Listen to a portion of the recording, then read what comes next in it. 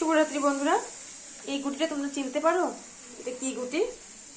কমেন্টসে কিন্তু নিশ্চয়ই জানিও এটা কি গুটি। তো তাহলে তোমাদেরকে বলে দিই, যা কমেন্টসে জানাতে হবে না, তোমাকে বলে দিই। এটা কিন্তু হলো শিমের গুটি, দেখতেই পাচ্ছ শিমের গুটি।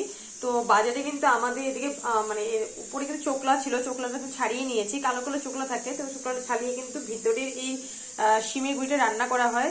খুব খেতে মানে কি বলবো, খুব খুব খুব টেস্টি হয়, খুব দারুণ লাগে। তো চলো, শিমের কিন্তু গুটিগুলো সব আমি বেশি করে নিয়েছি, ছুলে নিয়েছি। উপরে ছোপাটা ফালিয়ে ফেলে কিন্তু আমি দেখো গুটিগুলো কিন্তু একদম পরিষ্কার করে কিন্তু সে করে নিয়েছি। একটু সিদ্ধ করলে ভালো হয়, কিন্তু সিদ্ধ করবো না যেহেতু, কারণ একদম কোমলিয়া, দেখো একদম কোমলিয়া আছে, তো একদম সিদ্ধ করবো না। তো এই জন্য কিন্তু আমি কি দিয়ে রান্না করবো তোমার সাথে একটু শেয়ার করি। চলো, এই দেখো এটা কিন্তু শুটকি মাছের সাথে খেতে খুব ভালো লাগে। শুটকি বলো বা যে কোনো ছোট মাছের সাথে খেতে খুব দারুণ লাগে, পেঁয়াজ রসুন বেশি করে দিয়ে একটু খুব খেতে ভালো লাগে। যেহেতু আজকে শুক্রবার নিরামিষ রান্না হচ্ছে, তো বলে আমি ছোট আলু দিয়ে রান্না করছি। দেখো ছোট আলু সব কিন্তু আমি বাকলা শুলে কিন্তু একটু ভেজে রেখেছি। আর এখানে দেখো নিরামিষ মশলার মধ্যে আমি সব মশলা কিন্তু একটু কষিয়ে নিয়েছি। টমেটো আছে, একটু করে দিয়েছি কুড়িয়ে আদা দিয়েছি, এখানে পাঁচফোড়ন শুকনো লঙ্কা সবকিছু দিয়ে দিয়েছি। দিয়ে কিন্তু এখন শিমের যে গুটিগুলো সেগুলো কিন্তু দিয়ে দেবো। দেখতেই পাচ্ছ শিমের গুটিগুলো সম্পূর্ণ দিয়ে দিব, দিয়ে কিন্তু একটু করে কষিয়ে নিব। আর যেহেতু আলু ভাজা আছে, তরকারিটা হতে শুধু 10 মিনিট সময়ই লাগবে। 10 মিনিট দেখো শিম গুটিগুলো আমি দিয়ে দিয়েছি, সুন্দর করে কিন্তু নুনও দিয়ে দিয়েছি উপরে। সুন্দর করে ভালো করে একটু কষিয়ে নেব, 2-3 মিনিট কষিয়ে নেব। একটু কষানোর পরে কিন্তু এই যখন একটু গুটিগুলো একটু নরম হয়ে যাবে, তখন আমি ভেজে থাকা কিন্তু আলুগুলো দিয়ে দেবো। এই তরকারির সাথে কিন্তু বন্ধুরা সত্যি কথা বলতে এক থাল ভাত নিমিষে খাওয়া যাবে, নিমিষে। সত্যি কথা বলতে কে কে এই গুটিটা বানিয়ে খেয়েছো নিশ্চয়ই কমেন্টসে জানাতে। শুটকি মাছের সাথে এই গুটিটা খেতে খুব ভালো লাগে, খুব দারুণ লাগে। বললাম না, এক থালা ভাত নিমিষে খাওয়া যাবে। নিরামিষের মধ্যে এই গুটিটা এমন একটা জিনিস, সেটাতে কিন্তু খুব ভিটামিন আছে, খুব ভিটামিন পাওয়া যায়। তো আমাদের এখানে বাজারে কিন্তু এগুলো পাওয়া যায়। আমি জানি না তোমাদের দিকে পাওয়া যায় কি না, কোথায় তোমরা এই গুটিটার কি নাম বলো একটু করে জানিও কমেন্টসে। আমরা তো এখানে বলি শিমের গুটিই বলি, একটু শিমের ভিতরে যেগুলি থাকে সেটা দিয়ে কিন্তু এটা করা হয়। তো শিমের গুটি বলি, তোমরা কি বলো নিশ্চয়ই জানাতে। কিন্তু একদিন ভুলো না, সম্পূর্ণ রেসিপিটা তোমাদের সাথে কিন্তু একটু শেয়ার করবো।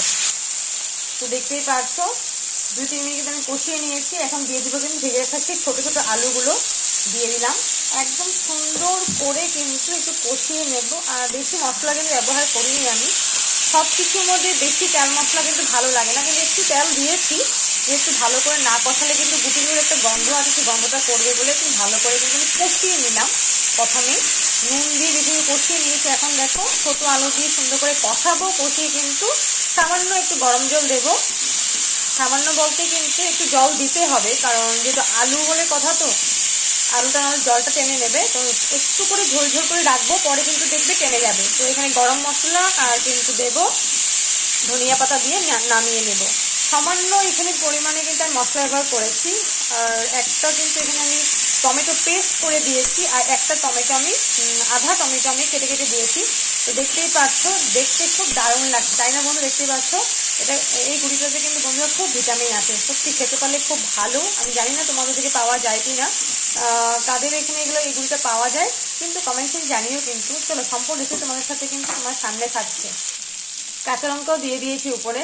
কাঁচা লঙ্কা না লাগলে যে কোনো তরকারি কিন্তু খেতে একদম ভালো লাগে না, তাই তো দিয়ে দিব এখানে গরম জল।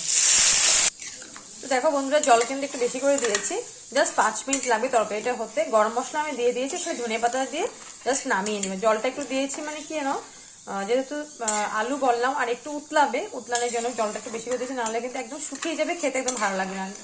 একটু ঝোল ঝোল থাকলে কিন্তু খেতে ভালো লাগবে তরকারিটা। তো দেখো বন্ধুরা, দিয়ে দিলাম কিন্তু এখানে ধনিয়া পাতা। তো এখন নামানোর পালা। আর কালারটা দেখতেই পাচ্ছ খুব সুন্দর হয়েছে, তাই না? আর এখানে যে গরম মশলাটা দিয়েছি, গরম মশলার যে গন্ধ একটা আসতেছে, সেন্ট একটা আসতেছে, খুব দারুণ আসতেছে। তো আমি কিন্তু এই তরকারিটা কিন্তু একটু করে আমি ঝোল ঝোলে নামাবো, কারণ বললাম যে আমাদের ভাত খেতে দেরি আছে, তরকারিটা টেনে যাবে ঠান্ডা হওয়ার পরে। তো এই জন্য ঝোল ঝোল করে কিন্তু আমি নামিয়ে দেবো।